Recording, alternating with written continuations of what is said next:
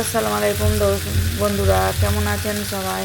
আশা করি সবাই ভালো আছেন। আলহামদুলিল্লাহ, আমিও খুব ভালো আছি। আজ একটা নতুন রেসিপি নিয়ে চলে এলাম, ঢ্যাঁড়স ভাজা, ডিম দিয়ে ঢ্যাঁড়স। আমি এখানে আধা কিলোর মতন ঢ্যাঁড়স নিয়েছি, ভালো করে ধুয়ে নিয়েছি আমি এখানে। চলুন আমি ঢ্যাঁড়সগুলো এবার কেটে নিই।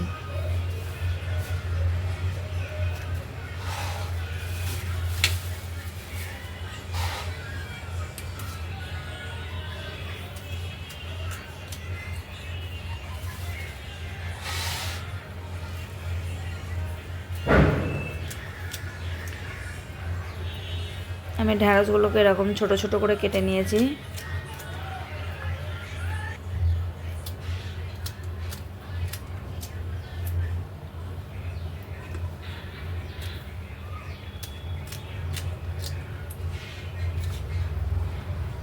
আমি এখানে কোনো পেঁয়াজও ইস্তেমাল করব না।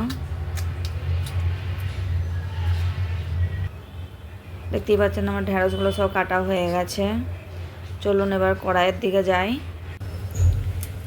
আমি কড়াইয়ে তেল নিয়ে নিলাম, একটা লঙ্কা দিয়ে দিলাম, আর কিছু জিরে দিয়ে দিলাম, গোটা জিরে।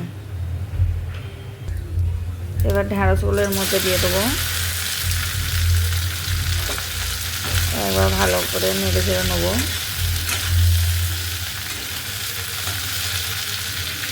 আমি এখানে নুনও দিয়ে দিলাম,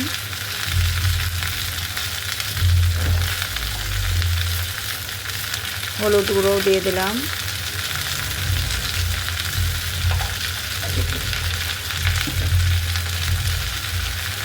আর লঙ্কা গুঁড়োও দিয়ে দিলাম। আমি এখানে অল্প পরিমাণই দিয়েছি মশলা। আবার ভালো করে ভাজি করে নেবো মশলার সাথে। ঢ্যাঁড়সটাকে ভালো করে নাড়াচাড়া করে নেবো। আমি এখানে একটা টমেটোরও কেটে নিয়েছি, এটাও দিয়ে দিলাম এর মধ্যে। টমেটোটা দিলে একটু টক টক ভাব হয়, তো খেতে খুব সুন্দর লাগে।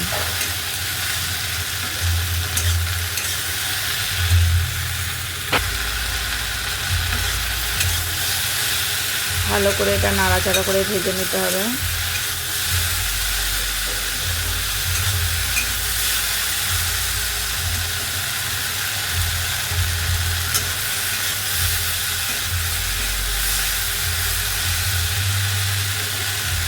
আমি এটা ডিম দিয়ে ভাজি করব, একটা ডিম ওর মধ্যে দিয়ে দেবো। আবার ভালো করে ভাজি করব, নাড়াচাড়া করে নেব। এটা ডিম দিলে আরও সুন্দর, বাচ্চারা পছন্দ করে, খেতে খুবই সুন্দর লাগে। আপনারা প্লিজ বাড়িতে বানিয়ে দেখবেন, খুবই সুন্দর লাগে খেতে। এরম করে কে বন্ধুরা বানান প্লিজ বলবেন।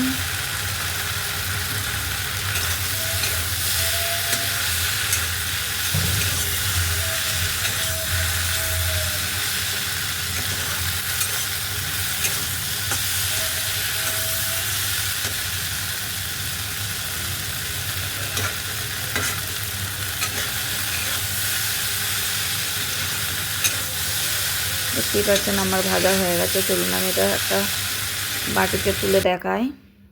দেখুন কত সুন্দর হয়েছে। প্লিজ ভিডিওটা যদি ভালো লাগে একটা লাইক, কমেন্ট, শেয়ার, সাবস্ক্রাইব করে দেবেন। বন্ধুরা আমার সব পাশে থাকবেন। দেখা হচ্ছে নেক্সট ভিডিওয়। আল্লাহ হাফেজ।